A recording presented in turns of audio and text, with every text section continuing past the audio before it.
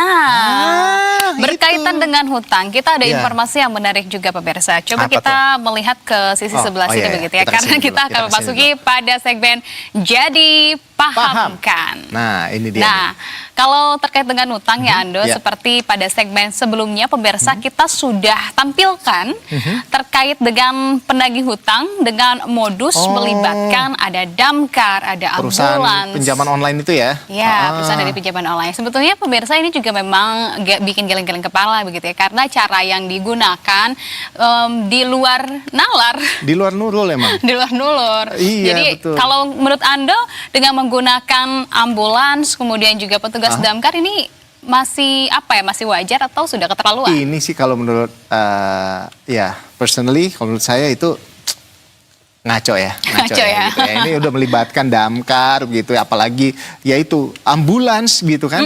Bayangin di saat yang sama ketika orang lain yang membutuhkan juga ambulans begitu ya, mungkin dia sudah sekarat, ini pihak dari ambulans ini harus approve kita karena kita duluan yang booking gitu ya. Betul. Ternyata itu hanyalah bisa dibilang prank begitu untuk modusnya menagih hutang. Wah, ini ngaco. Ini terjadi di kalau yang ini yang tadi kita beritakan itu terjadi di Sleman kan.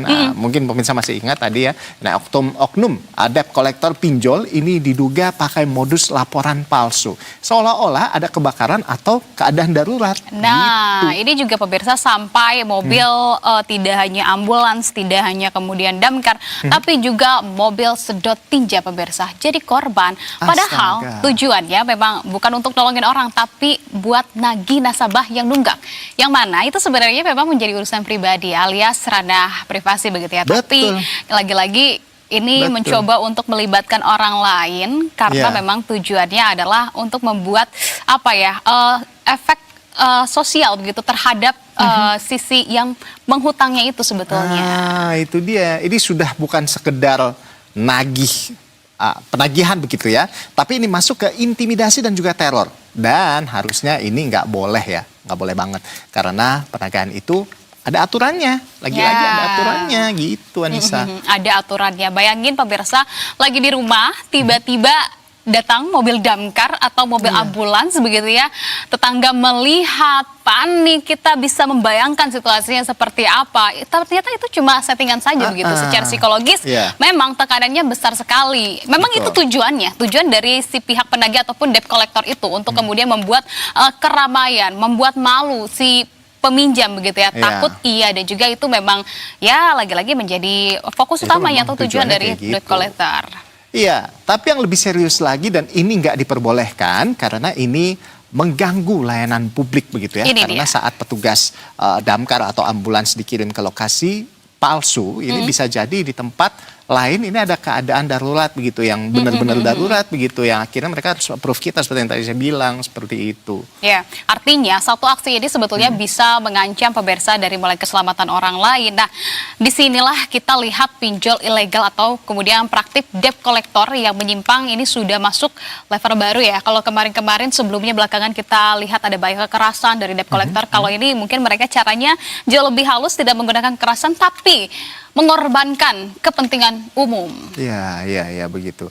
Jadi bukan cuman telepon atau teror aja nih pemirsa, teror pesan begitu, tapi ini sudah manipulasi sistem darurat dan ini melanggar hukum loh, ya kan? Harusnya kasus ini atau debt collector ini tahu bahwa yang dilakukan itu melanggar hukum. Ya, betul-betul. Ini setuju jelas melanggar hukum, mulai dari laporan palsu pemirsa sampai potensi ancaman dan juga intimidasi. Makanya polisi pun sekarang ini sedang menyelidiki kasus-kasus semacam ini karena dampaknya pun tidak main-main pemirsa.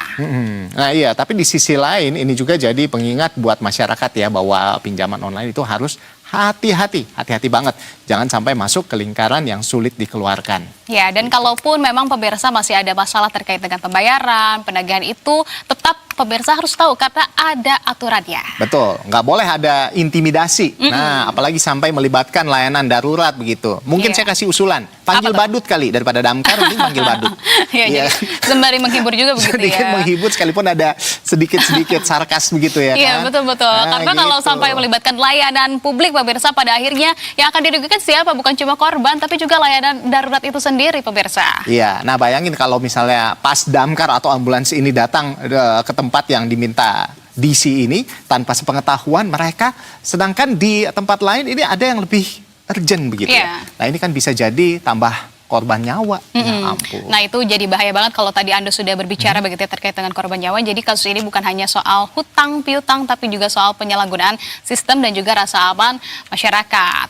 Nah semoga ini menjadi peringatan begitu ya bahwa nagih itu boleh sebetulnya. Tapi apa? Tapi caranya nggak boleh melanggar batas kemanusiaan, pemirsa. Betul sekali. Nah, kita juga tentunya berharap bahwa ada solusi terbaik begitu ya. In this economy, masyarakat lagi-lagi memang sedang membutuhkan begitu ya. Betul. Tapi ya bagaimana ada solusi dari pemerintah mungkin agar memang pinjaman-pinjaman seperti ini itu bisa lebih wajar begitu, apalagi penagihannya bisa lebih manusiawi seperti itu. Betul, tentu perlu ada intervensi tindak lanjut dari pemangku kebijakan. Jadi bagaimana pemirsa? Jadi paham kan?